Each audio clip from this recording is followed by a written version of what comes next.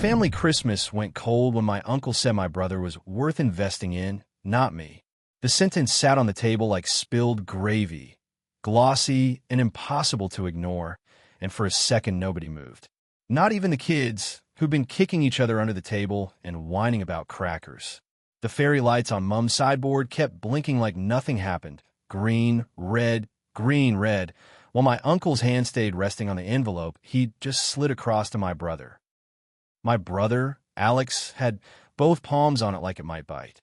I could hear the air conditioner click, the faint whir of it pushing stale, warm air around the room, and I realized my own fork was frozen halfway to my mouth, a piece of roast potato balanced there like a joke. Mum's smile had the exact shape it always does when she's trying to keep a moment nice, but it didn't reach her eyes. Dad stared at the ham like he could will himself into being invisible. My uncle chuckled. One of those satisfied little laughs men do when they think they've been charming. And he looked straight at me, like I was supposed to laugh too, like I was in on it. I felt it in my body before I felt it in my head. A hot flush up my neck, the tightness behind my ribs, my stomach doing that hollow drop like a lift breaking. My face went very still, like my skin was trying to hold itself in place. I looked down at my plate, because if I looked at anyone's eyes, I knew I'd either cry or say something sharp, and both options felt like losing.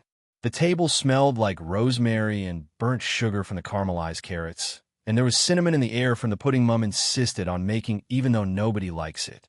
Someone's phone buzzed on the bench in the kitchen, too loud in the silence, and the sound made me jump. My cousin's toddler started humming to herself, oblivious, and it made the whole thing feel even more surreal, like my life had split into two layers. The normal Christmas layer and the one where my uncle had just announced, out loud, that I wasn't worth his money, his attention, his belief. It was supposed to be a normal Christmas. Not perfect.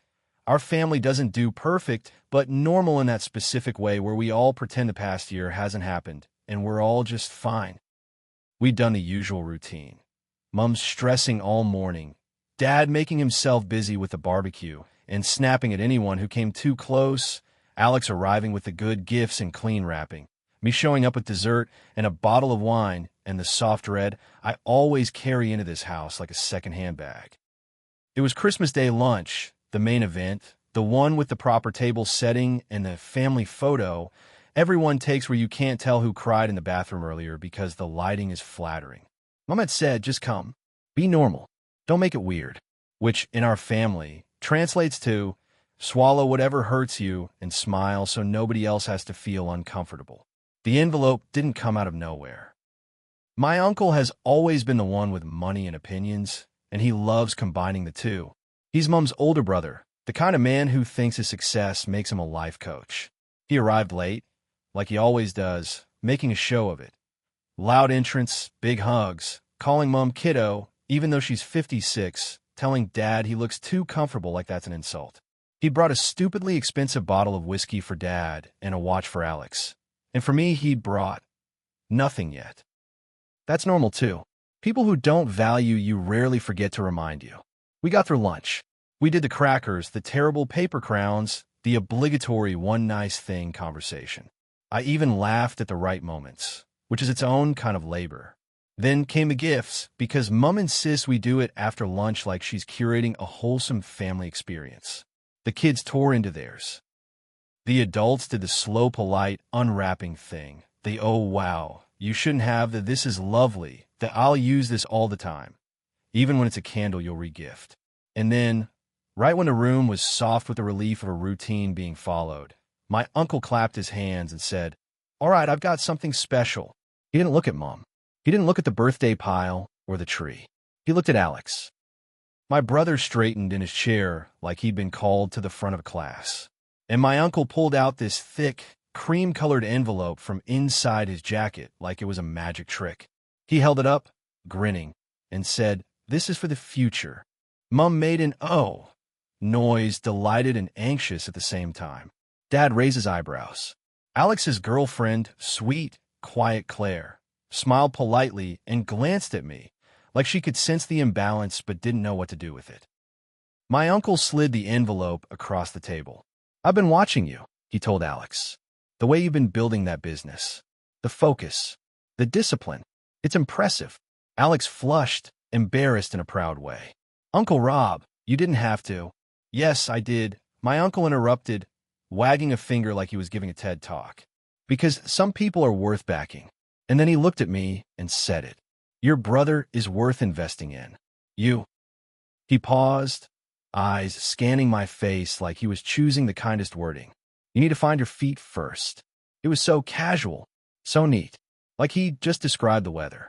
I don't even remember deciding to speak. My mouth moved before my brain caught up. Did you really have to say it like that? I heard myself ask, and the sound of my own voice startled me because it was calm. Too calm. The kind of calm that comes from being beyond embarrassed and into something colder. My uncle blinked, as if surprised I had lines in this scene. Say it like what? He asked, still smiling. Like I'm a bad investment, I said, and now my voice was shaking at the edges no matter how hard I tried to keep it steady. Like I'm a liability. Mom made a sharp noise, like a warning. Don't, she whispered, barely audible, but I heard it because I always hear it. Don't. Not now. Not here. Don't make us look bad. Dad stared at his hands. He didn't say my name. He didn't say anything. Alex's eyes went wide. He looked at me, then at the envelope, then at my uncle like he'd been handed something heavy and didn't want to hold it. My uncle's smile hardened into that patronizing look he uses when he thinks he's being straight with you. Oh, come on, he said, waving his hand. Don't be dramatic. It's not an insult. It's just reality. Reality according to you, I said. He laughed, short and sharp. According to me? He leaned back in his chair. You're 31 and you're still figuring out what you want to do. Alex is building something. I'm not running a charity, love. The word love made my skin prickle. He uses it like a pat on the head. My cousin's husband cleared his throat like he wanted to disappear through the floor. Claire put her hand on Alex's arm. The kids kept tearing wrapping paper, blissfully ignorant, little islands of noise in the middle of our adult humiliation. Mom finally spoke, voice too bright. Rob, maybe now isn't. Oh, it's fine. My uncle cut in, still looking at me. If she wants to talk about it, let's talk about it.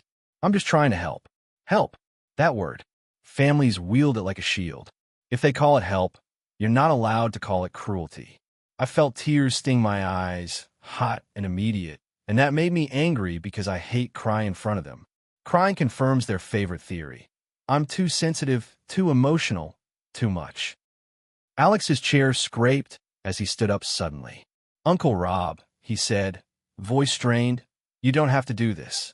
I appreciate the gift, but... My uncle held up a hand. Sit down, he said like Alex was a dog. I'm talking. Alex didn't sit. He looked like he might throw up. And that's when my mom did the thing she always does. She shifted the blame onto the disruption instead of the person causing it. She looked at me, eyes sharp, and said, Can you not do this today? Something inside me went very quiet. Not numb, more like a door closing. I stared at Mom. I'm not the one who did something, I said softly. He did. Mom's jaw tightened. Rob is being generous, she snapped, and I could hear the panic under it. You can't just be upset. I finished and my voice cracked. I can't be upset at being told I'm not worth investing in. Dad finally looked up, irritation flickering. Enough, he said, and I knew the enough wasn't for my uncle. It was for me. That was the moment the cold settled properly. Not just from my uncle's words, though those were bad enough, but from the way my parents moved as one unit to contain me, like my hurt was the problem to be managed. I stood up, slowly, because if I moved quickly it would look dramatic, and apparently that's the worst sin you can commit in my family. My chair legs scraped loud on the tiles. The room went silent again, except for the kids and the faint carols Mom had playing in the background like a cruel soundtrack. I'm going to go, I said. Mom's eyes flashed. Don't you dare, she hissed. Hannah, my sister, who'd been quiet so far, suddenly let out a small laugh. Not a big one, a little one, like she couldn't help herself. And that laugh landed harder than everything else because it sounded like relief. Like finally, here we go, the usual show. My uncle shrugged. There she goes, he said to the table like he was narrating a wildlife documentary. Proving my point. I swallowed hard. My hands were shaking, so I tucked them behind my back like I was trying to hide evidence. You didn't prove anything, I said, still calm, still terrifyingly calm. You just said out loud what you all keep implying. Mom's face went pale. Dad stared at me like I just threatened to burn the house down. Alex looked devastated. I walked to the hallway, grabbed my bag, and started putting my shoes on with fingers that didn't want to work. Behind me, the sounds of Christmas started again. Someone clearing plates, someone laughing too loudly, someone saying, "Anyway," like forcing the mood back into place. Mom followed me, steps quick and angry. In the hallway, she grabbed my arm. Not hard, but firm, like she had the right. "Stop," she whispered harshly. "Do not make this about you." I stared at her hand on my sleeve, then at her face. She looked furious and frightened at the same time. "It is about me," I whispered back. He literally made it about me. Mom's eyes darted toward the dining room, checking who could hear. "You always do this," she hissed. "You always ruin it." I felt something break, clean and quiet. "No," I said. "You ruin it. Because you won't protect me. You'd rather protect the illusion." Mom's mouth opened, then closed. For a second, she looked like she might cry. Then her face hardened again into the mask. "You're being ungrateful," she said, like she was reciting a line she'd practiced. "For what?" I asked, my voice barely audible. "For being tolerated?" Mom's grip loosened. She stepped back like I'd pushed her, even though I hadn't. "Just go," she snapped. "If you're going to be like this, just go." And the thing is, I did. I walked out into the bright, hot afternoon, the sun too loud, the air smelling like eucalyptus and someone's barbecue down the street. I stood on the driveway for a second with my heart hammering, and I realized my whole body was shaking. Not dramatic shaking, survival shaking. The kind that comes after you've held yourself together too long. I got into my car and just sat there with my hands on the steering wheel, staring at the front door like I expected someone to come running out and say, "Wait, I'm sorry." Nobody did. The curtains didn't move. The house kept being a house. Christmas continued without me like I'd never been essential to it. My phone buzzed before I even started the engine. "Mom, don't do this." "Not today." "Hannah, LOL, you're so predictable." "Dad, you need to apologize." I laughed out loud in the car, once a sharp, ugly sound, because of course the apology was expected from me. Of course the story would become, I ruined Christmas. Not, my uncle publicly ranked us and my parents backed him. I drove without thinking about where I was going. Ended up in a supermarket car park, the kind with faded lines and a trolley bay that always squeaks. I sat there for a long time, watching families walk past with bags of ice and last-minute drinks, kids in Santa hats, everyone moving like their day made sense. My chest hurt in a stupid, literal way, like someone had pressed a fist into it. I kept replaying the moment he said it. Worth investing in. The phrase made me feel nauseous. Because it wasn't just about money. It was about worth. About who gets belief, who gets resources, who gets the benefit of doubt. It was about how my family has always treated my brother like a project with potential and treated me like a caution sign. Be careful. She's unstable. The messed up part is, I've internalized it. There are days I hear my uncle's voice in my head when I'm applying for jobs or making plans. Not a good investment.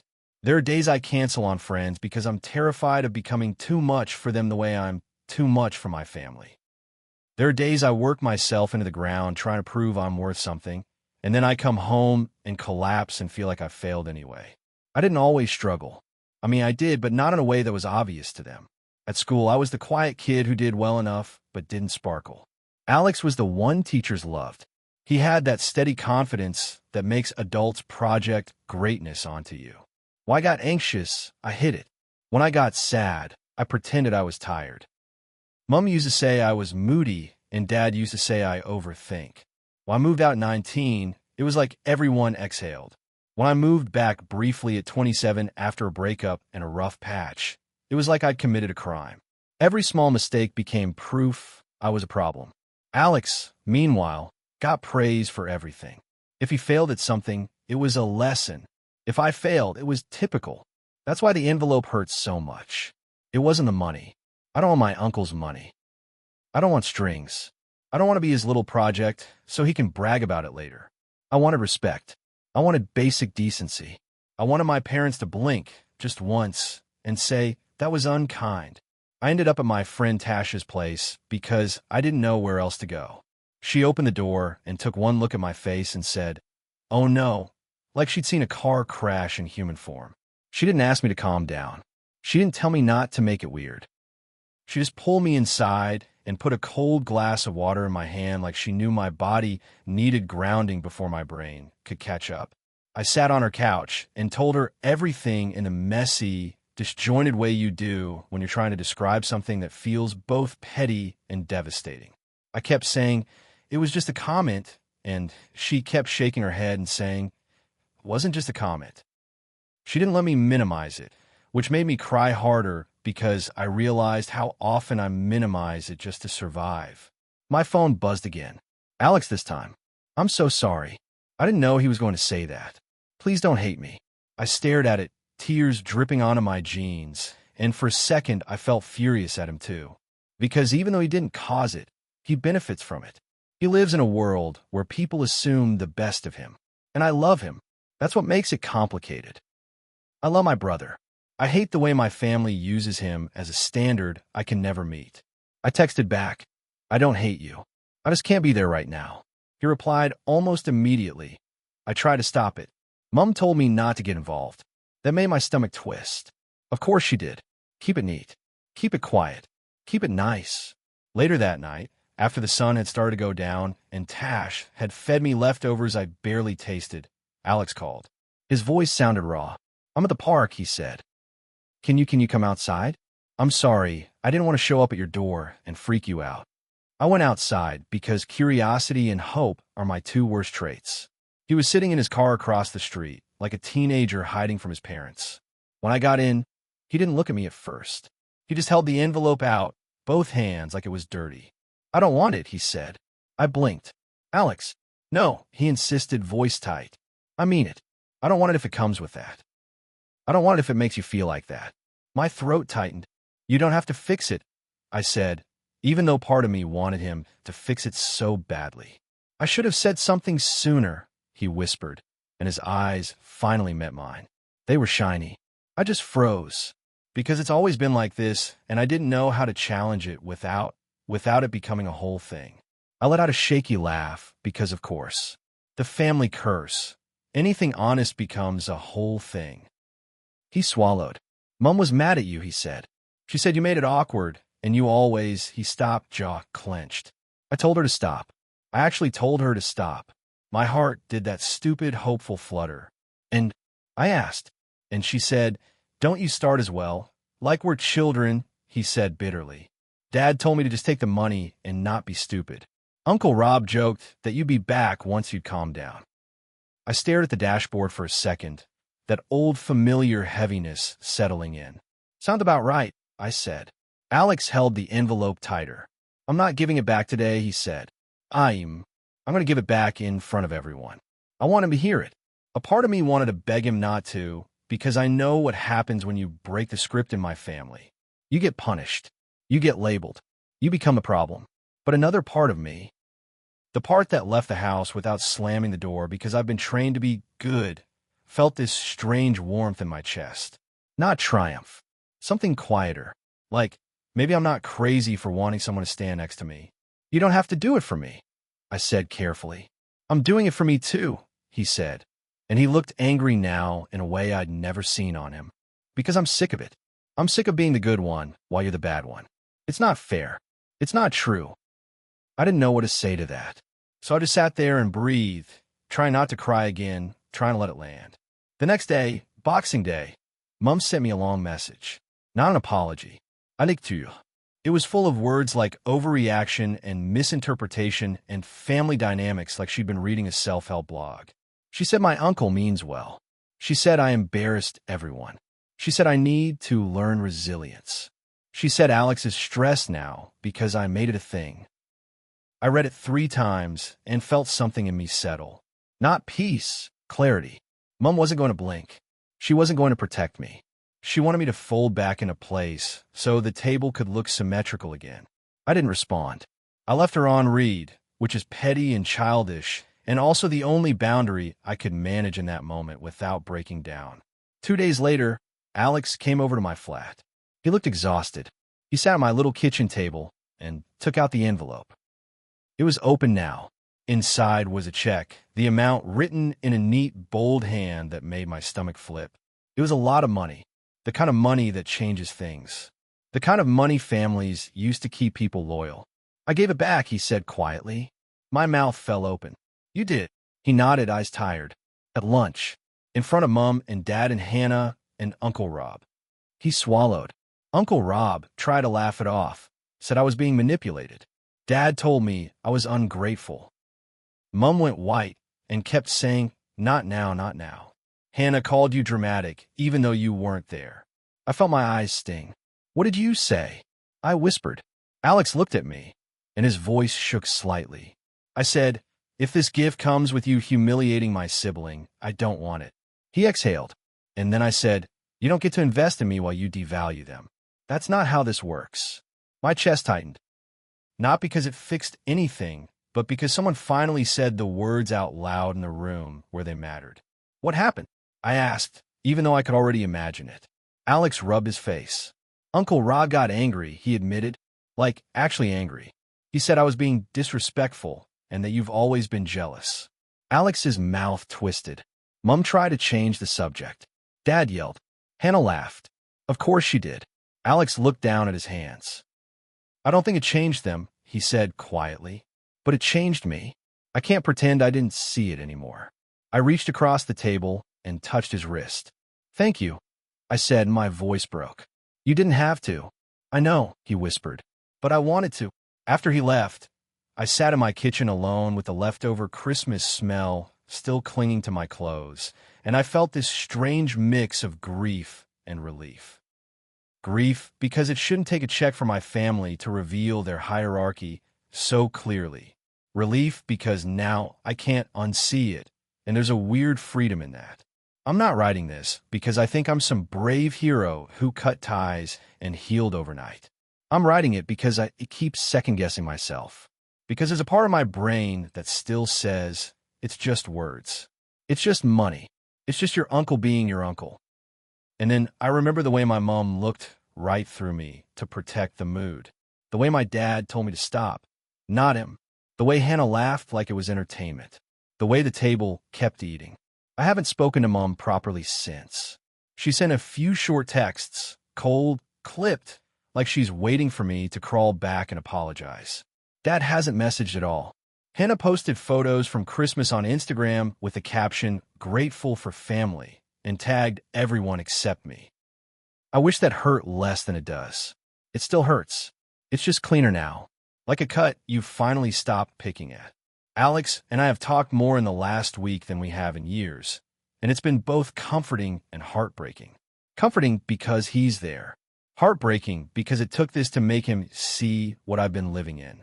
I don't know what next Christmas looks like. Part of me wants to never go back. Part of me wants to go back and be so calm and solid they can't move me. But I'm tired. I'm so tired of being the one who has to prove my worth in a room where my worth is treated like a debate. Family Christmas went cold when my uncle said my brother was worth investing in, not me. And the colder thing, the part that keeps me awake, is realizing that my uncle wasn't inventing a hierarchy. He was just saying it out loud because he felt safe enough to do that. Because my parents have always acted like it's fine. Because my sister has always enjoyed it. Because I've always been trained to swallow it. This year I left. My brother gave the money back. And I'm trying, slowly, awkwardly, to stop measuring myself by people who only ever invest in you if they can own the story of your success.